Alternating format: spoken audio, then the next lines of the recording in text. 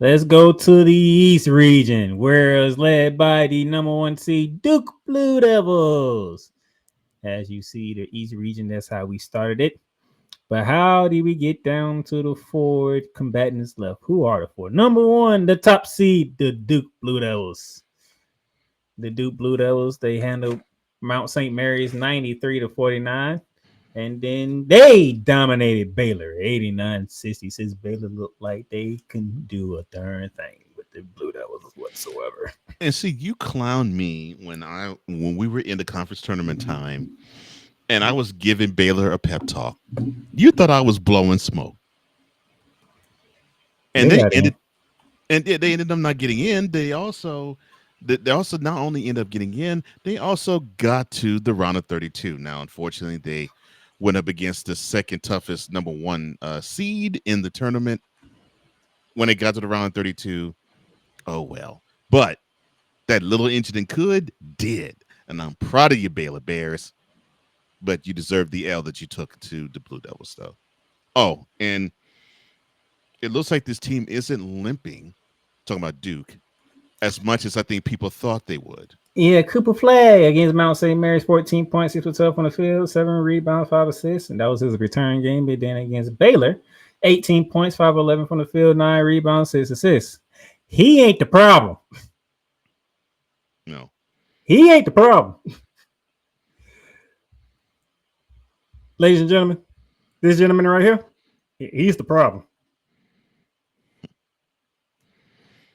Just look at the numbers. Well, somebody came to play. That's all I got to say. Somebody came to play. And when you have a guy people are focused on, and it's not that he's not doing well, it's that he was injured and probably still dealing with some lingering injury issues. When you have someone just take over that isn't that guy, and you normally start to see this around now, that can be a problem because what can be predictable, all of a sudden it's not. Did anyone see Tyrese Proctor dominate on their bingo board? No. That Yet man here is he is 13 for 16 from from 3-point three. range. Yet he is.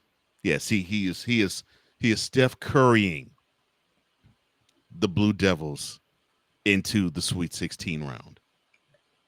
I'm finna do some math for y'all That's because I crazy. know 13 of y'all 16. want to Great. know it.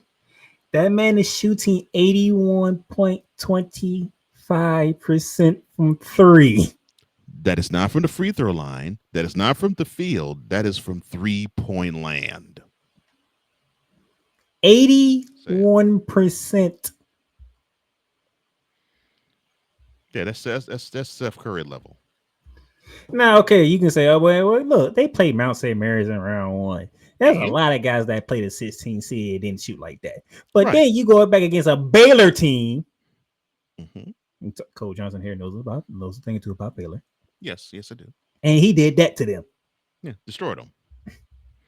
Yeah, 9 for 10 from the field, by the way, is not easy in no, basketball.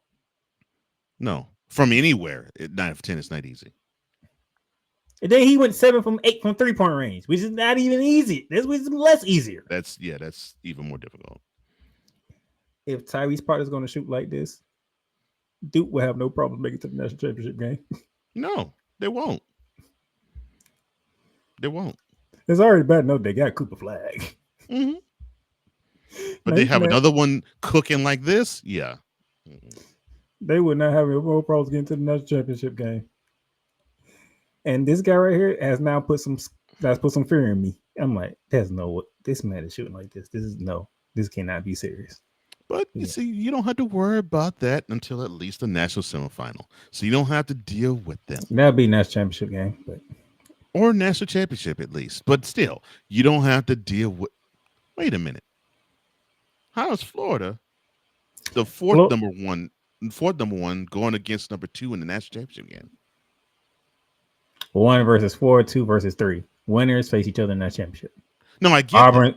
Auburn's the number one overall seed. I know Auburn's an overall number one. It's So the so Houston is the number 4. Okay. no Wow. Houston's the number 3. That's what I'm saying. So 2 versus 3. Duke's the second 2. Houston's the third. Number 1. They would okay. meet in the semis. Okay. All right. All right. We was the last number 1 seed. Okay. All right. All right. Got it. Okay. Got it. Yeah, 2 we versus got. 4. Got it.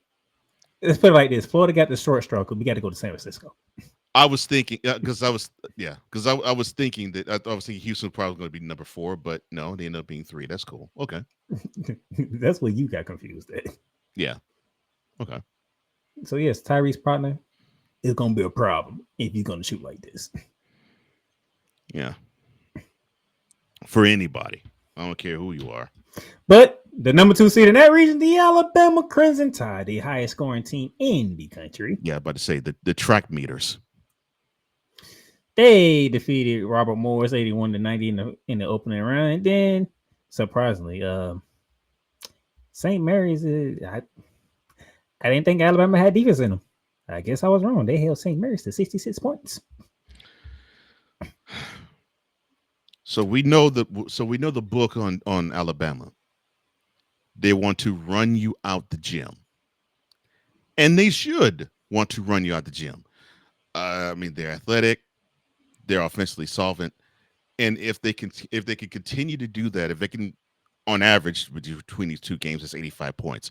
If they can put up 85 points on average, and they can be defensively solid, I mean, you know, the median of 81 and 66 would be what, 74?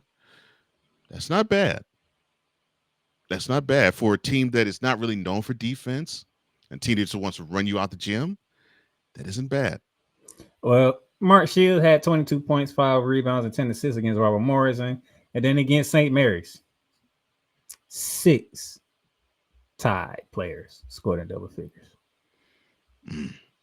6. Now that's problematic. You get that many in double digits, that's problematic. They are already the highest scoring offense in the darn country. Mm-hmm. Now we getting everybody involved. All right. The 1 and 2 seeds in the East region have survived. Who will be joining them? Well, one of those teams would be the Arizona Wildcats. The 4th seed in the East, they got past Akron with no problem. 93-65, and that was a lot of people's trendy upset pick for the 13. I guess Arizona must have heard some things. Well, they heard some things, and then they put what they heard on the court. And then it was a renewal of old friendly Pac-12 rivals. Oh, Pac-2. Oh, that's not. Oh, I'm sorry, my bad. That's in poor taste. Yeah, it really is. That really is.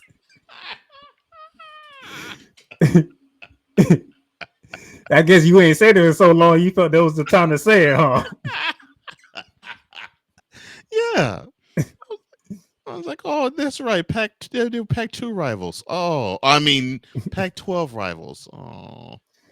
83-87 Wildcats over the Ducks. Caleb Love.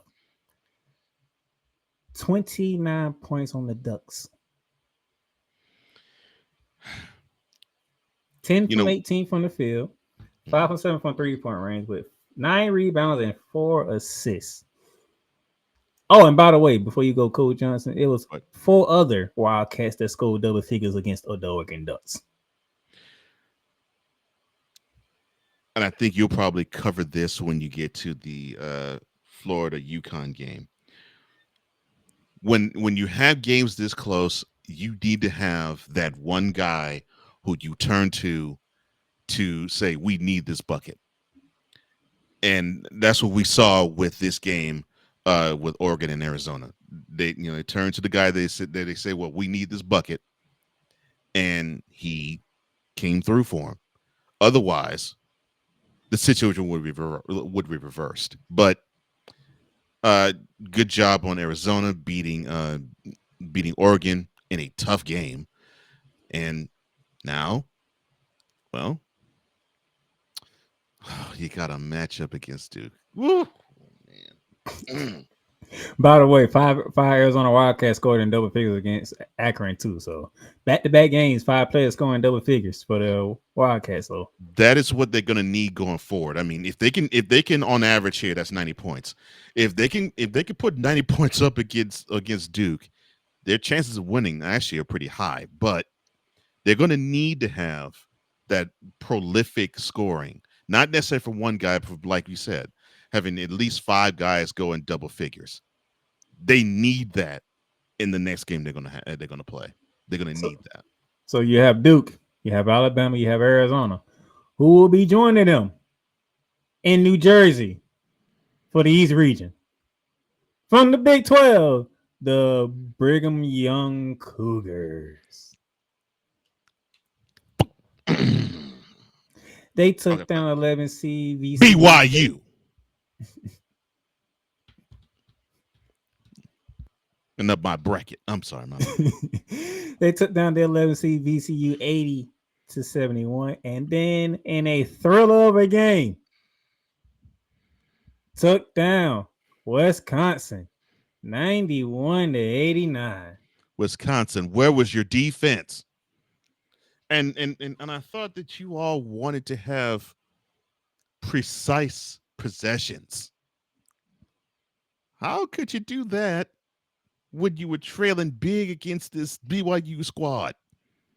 And yes, I'm salty because the upset that I picked in this round was VCU going over BYU.